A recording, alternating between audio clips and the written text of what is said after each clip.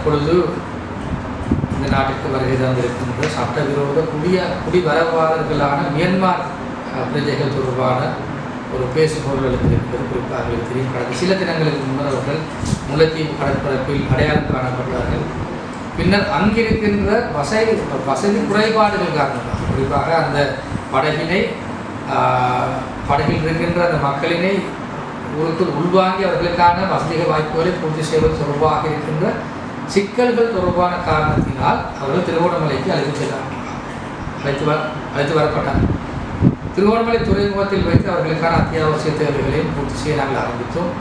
குறிப்பாக அவர்களுக்கான உணவு, அவர்களுக்கான உடை, அதுபோன்று அவர்களுக்கான சுகாதாரம் உள்ளிட்ட குறிப்பாக விசேடமாக கூட வேணும் சுகாதாரத்துறை, அவர்களுக்கான நடமாடும் அந்த முகாமினை கூட செலைன் போன்ற விடயங்கள் கூட ஏற்றப்பட்ட துறைமுகத்தில் வைத்து மிகவும் சிறப்பாக மேற்கொண்டிருந்தது. ஆகவே அரசாங்கம் என்ற ரீதியில் நாங்கள் மிகவும் பொறுப்பாக நாங்கள் செய்திருக்கிறோம்.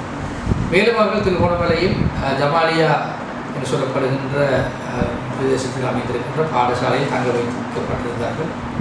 அரசாங்கம் எம்மால் உயரிய மட்டத்தில் நாங்கள் அவர்களுக்கான அந்த வசதி வாய்ப்புகளை நாங்கள் ஏற்படுத்தி கொடுத்திருந்தோம். மேலும் இந்த விடயம் தொடர்பாக ஒரு சில குறைபாடுகள் இருந்திருக்கிறது. இதனை மையமாக ஒரு சிலர் தமது சுய அரசியல் லாபத்திற்காக இதனை பாவித்து வருவாக நாங்கள் மிகுந்த வருத்தத்தினை நாங்கள் தெரிவித்துள்ளோம். அவர்களது ஒட்டுமொத்த நோக்கமும் இதனை ஒரு விமர்சன நோக்கத்தோடு அணுகுவதை தவிர அவர்கள் அரசாங்கம் ரீதியில் நாங்கள் மேற்கொண்ட விடயங்கள் தொடர்பாக எந்த விதமான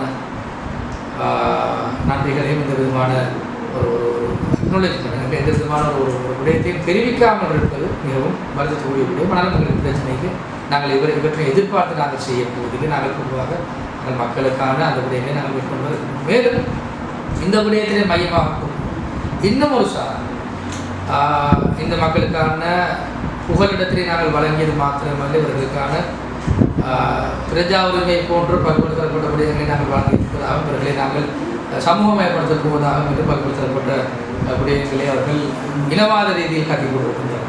அவர்கள் இரண்டு சாரானை பேலன்ஸ் பண்ணி கொண்டு தான் நாங்களும் போகிறோம்.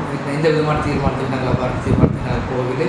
இவர்களுக்கான தற்காலிக பாதுகாப்பு, இவர்களுக்கான உடையுள் போன்ற விடயத்தை நாங்கள் பூர்த்தி செய்து வருகின்றோம். மேலும் உள ரீதியாகவும் உடல் ரீதியாகவும் இவர்கள் யாரும் துன்புறுத்தப்படக்கூடாது என்பதை நாங்கள் இந்த அடிப்படையில் மிரிகானையில் இவர்களுக்கான அந்த தடுப்பு முகாம்களில் இருக்கின்ற இடவசதி போதாமை காரணமாக நாங்கள் இவர்களை தற்பொழுது முல்லைத்தீவுக்கு நாங்கள் அனுப்பி வைத்திருக்கிறோம். முல்லைத்தீவு முகாமில் இவர்கள் இருக்கின்றார்கள்.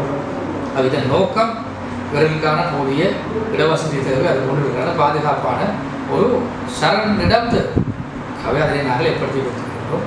இது தொடர்பாக யாரும் குழப்பம் அடையவோ கவலை அடையவோ தேவையில்லை. அரசாங்கம் ரீதியில் நாங்கள் சர்வதேச தேசிய சட்டத்திட்டங்களுக்கு அமைவாக நாங்கள் சரியான ஒருங்கமைப்புடனான வேலைத்திட்டத்தை நாங்கள் மேற்கொண்டு வருகின்றோம். இது தொடர்பாக எதிர்வரும் காலங்களில் நாங்கள் சரியான வகையில் நாங்கள் தீர்மானம் எடுப்போம். இந்த விடயம் தொடர்பாக வெளிவிவகார அமைச்சும் அதுபோன்று நமது உட்துறை அரசு பரிபாலன அமைச்சும் அதுபோன்று பொதுமக்கள் பாதுகாப்பு அமைச்சு அதுபோன்று பாதுகாப்புத்துறையும் சுகாதாரத்துறையும் உள்ளிட்ட பல ஒன்றாக ஒருங்கமைத்து செயற்பட்டு வருகின்றார்கள். அது தொடர்பாக நாங்கள் நிச்சயமாக நாங்கள் மனிதாபிமான அடிப்படையில் நாங்கள் செயல்பட நாங்கள் கடமைப்பட்டோம்.